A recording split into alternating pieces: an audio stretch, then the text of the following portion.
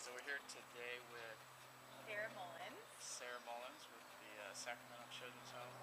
I'm just here to talk about we got an upcoming event coming this Friday at Vargas. It's a barbecue cookout fundraiser to raise for the Sacramento Children's Home. So we got head Quross. Quross, our head band member for Conflict Minerals, and Sciuto, one of our assistants as well.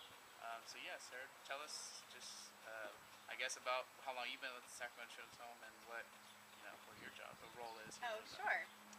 I've been here for about 2 years, and I'm the marketing and communications officer. So I work with the general public for media and outreach, and all of our, just kind of external communications to donors and volunteers and our community.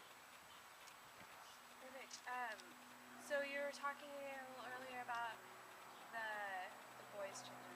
Can you explain that again? Because it was so cute. I loved it. I want to hear it again. Yes.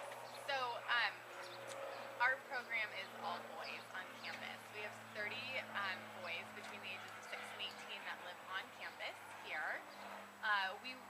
We traditionally have been a co-ed program up until about a year ago when we switched and moved to just be serving all boys. We made the switch because we were having a really difficult time filling all of the slots for girls in the program, and we're keeping cottages open, and with having only a few beds full and having to fully staff that when we had a waiting list of sometimes 10 or 12 boys long to get into the boys program. So we made the decision to transition and serve just the boys, because it seemed that was really where the need in the community lies. So basically, it was just more of a need for the boys to get them in here and so forth like that. Yeah, there's a lot of there's other programs in the general area that focus on girls more so than boys, so it's easier for the girls to kind of find options. The options that are available to boys that are dealing with some of the struggles that our residents tend to deal with are much more limited, and so the need was really for a program that could accommodate a lot more boys than we were able to when we had a co-ed program. So how many homes are on this property? Well, we have 3 cottages. So, and in each cottage we have a number of different boys, and on campus we have 30 kids. Wow. Yeah. So what would you say right now would be the current needs of this community? Well, the children's home is, we're always raising money. We we raise almost $2 million from donations from private foundations and corporate gifts, things like that every year. So there's always a need for fundraising. Events like what you guys are doing on Friday is awesome. It completely helps to fill that gap for us. Aside though from fundraising dollars, we're always in need of different in-kind donations, because we do have all boys on campus. The need for boy-related items like socks and and boxers and things like that, pajamas, is usually pretty great. We have a lot of wonderful volunteer opportunities for people. If you want like a full list of opportunities or the current needs, you can always check out our website. It's kidshome.org, and there's a pretty accurate running list of the different things that we need there too. What kind of things? Just a quick brief, what kind of things can people do inside the home to help? You mean volunteer-wise? Yeah. Well, we have work days where groups of people will come on campus and volunteer and complete a project. We have a company that will be on campus tomorrow actually helping with the landscaping of a newly remodeled building.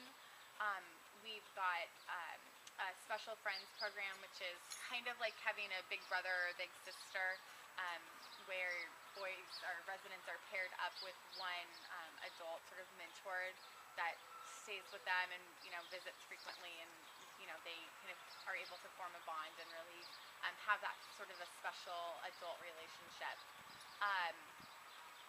There is a lot of different seasonal opportunities during the holiday time. We have a lot of volunteer opportunities that run into our holiday giving program. Outside of our campus here in our community-based programs, we have a lot of volunteer opportunities too with our crisis nursery, some with our family resource centers. So the honestly, it's endless. Like, if somebody wants to do it, we probably could figure out a way to. We'll find something for encourage you. it, for sure. Yeah. What else? I mean, as far as the reason why, and just for what I'm here for, what we want to bring to the table is, obviously, our company is called Further Generation. Yeah. So our mottos, obviously it's about getting to the next level. Yeah. Always trying to improve your generation. Sure. You want, it's like every parent wants their kids to be better than them, and when they grow up, they want them to be better than they were. So it's always trying to make that improvement. Obviously we understand what, obviously kids that, go through the system, what they have to go through, unfortunately, and that's where, like you said, they say it takes a community to raise a child. It's, so I feel like I just have more of, a heart towards children like this who don't have, their parents around, or, families out there to help them, because I can imagine, I come from a, pretty good family, I think, my mom and dad were around, and my sisters and so forth, so I can imagine, geez, if I didn't have them in my life, growing up alone, it's, it's a sad situation, but, like you said, being here to help, and I know statistic-wise what happens, so it's just trying to make a difference. What we want to do as a company, we're small right now, but, we wanted to make improvement, always improve on what we can help with. I'm from Sacramento originally, so, this is my hometown, so, I want to obviously try to make a mark as well here. And so that's what, we're doing this for. Awesome. So this is just one of the, many for the future that, obviously that we want to help. And as we grow, then we can help, people around and we grow too. So it's always good to show, especially if you guys are working with boys, and we don't have one lady here, but that if you chase your dreams, no matter like where you come from. I come from a hard upbringing, but as long as you persevere and just keep showing determination that you can achieve anything that you want. Practice makes perfect. I'm in a music band in Conflict Minerals, and we practice 3 times a week. We're out getting shows. CJ asked me to, get on board with this, children's homes. Nothing more in life that I want to help out the community and just show that, we do care. We're not just a face, just out there making music for no reason. We have music with positive, backgrounds. We do have some emotional music and music get you up and get you down, but for the most part, we just really try to speak off a life experience, and it's just good for the kids out there. Yeah, very cool.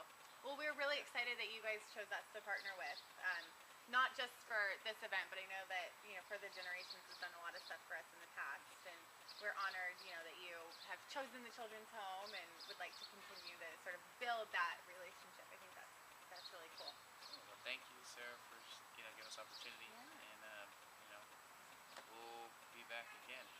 That's awesome. Something before Christmas time. For sure. All right. Cool. Thank you. All right, thank you, Sarah.